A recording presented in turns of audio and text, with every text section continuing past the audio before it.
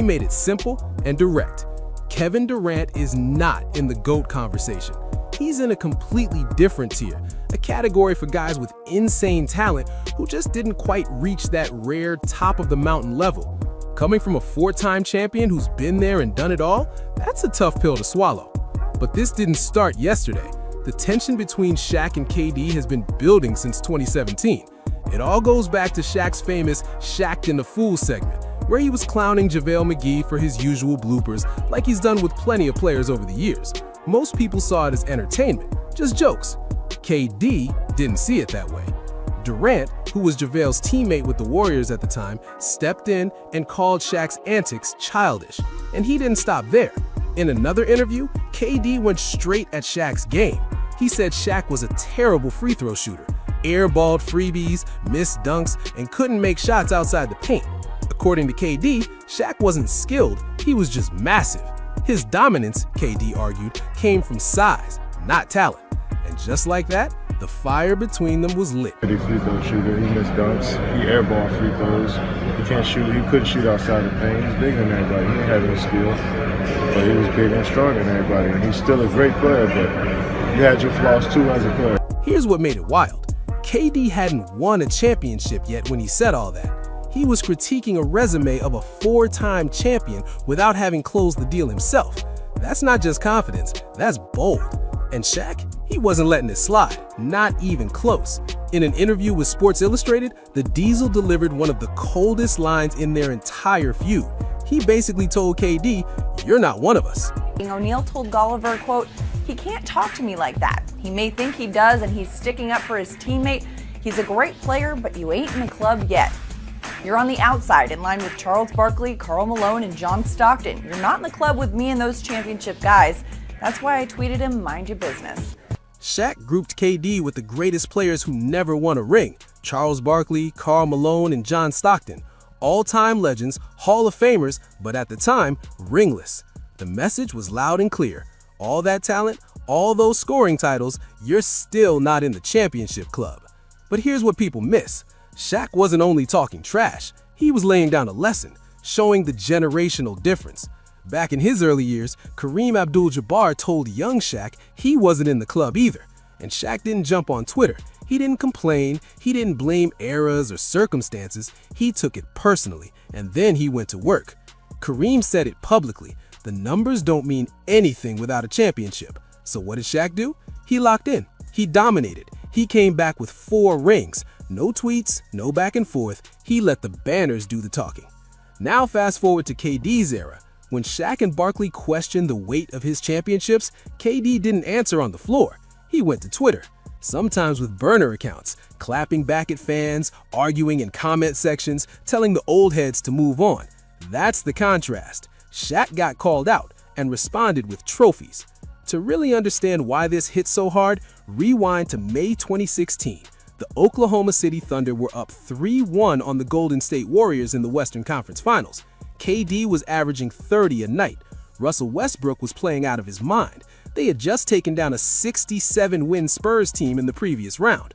1 win from the NBA Finals, and then everything unraveled. Game 5 in OKC, Durant scores 40 on 29 shots. Not enough. Thunder lose by 9. Game 6 in Oakland, KD puts up 29 but shoots 10 for 31. Warriors force a Game 7. Final showdown, world watching, Durant scores 27 on 10 for 19. Looks solid in the box score, but not enough when it mattered most. Over those last 3 games, KD and Russell Westbrook combined for 30 turnovers. 30! They had the defending champs on the ropes and couldn't close. The Warriors completed one of the greatest comebacks in NBA playoff history. They went on to the finals, even though they lost to LeBron and Cleveland in 7. But the shift in perception had already happened, because 2 months later, KD made the most controversial move of the modern era. He joined Golden State, the very team that erased his 3-1 lead. Instead of coming back for revenge, he signed with them. Instead of proving he could beat them, he teamed up with them. That decision changed how fans would view him forever. Rings or not, the narrative was sealed. That's why Shaq's words land the way they do. KD knows Diesel isn't just trolling. KD joined one. Shaq helped elevate Orlando with Penny Hardaway. Then he went to LA, teamed up with Kobe Bryant, and won 3 straight. Later, he added a 4th ring in Miami with Dwayne Wade. Wherever he went, he was the focal point. He didn't jump on a moving train, he built the engine. Durant? He joined a 73-win team that was already knocking on the door. The bus was already headed to June. He just grabbed a seat.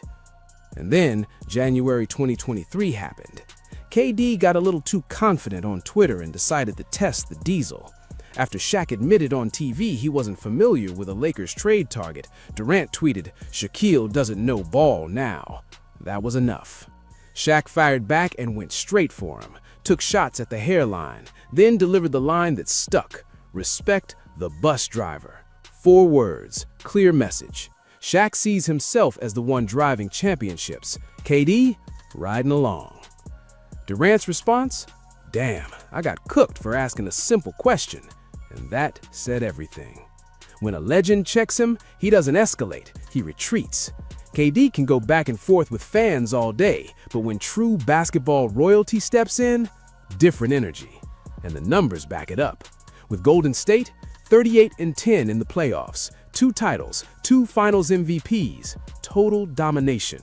Everywhere else, 57-50, barely over 500, no championships outside that run. Finals loss in OKC, early exits in Brooklyn, swept by Boston, swept by Minnesota and Phoenix. What does that tell you?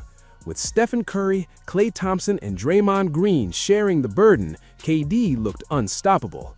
Without them, elite stats, no hardware. That's the difference between being the guy and riding shotgun. Now, stack that against Shaq. 4 rings, different cities, different co-stars, same outcome.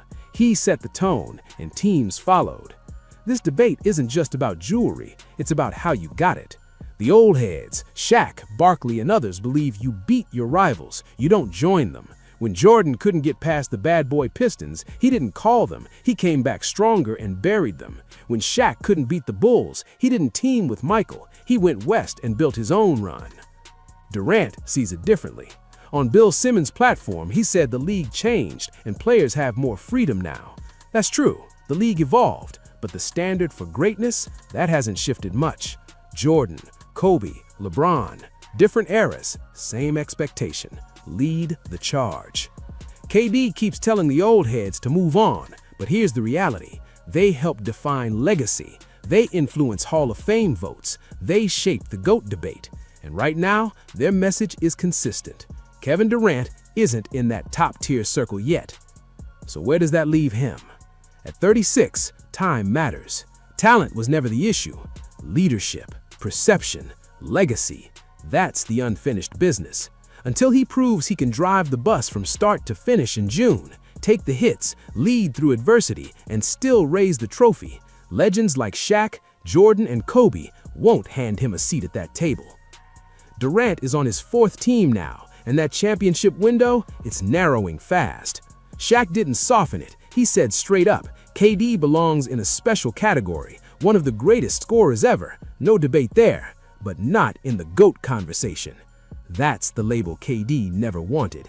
He doesn't just want to be known as an elite scorer. He wants his name spoken alongside Jordan and LeBron. He wants his rings weighed the same. He wants the respect that comes with leading a team to the mountaintop as the unquestioned #1.